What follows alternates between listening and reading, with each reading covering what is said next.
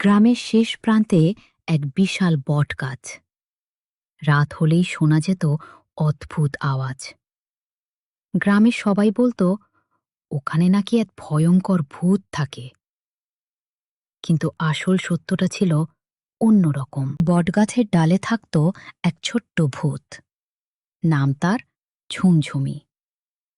সে মোটেও ভয়ঙ্কর না, বরং সে নিজেই অন্ধকারকে ভয় পেত। ঝুমঝুমি, আহ, এই পেঁচার ডাকটা কেন এত ভয়ঙ্কর লাগে?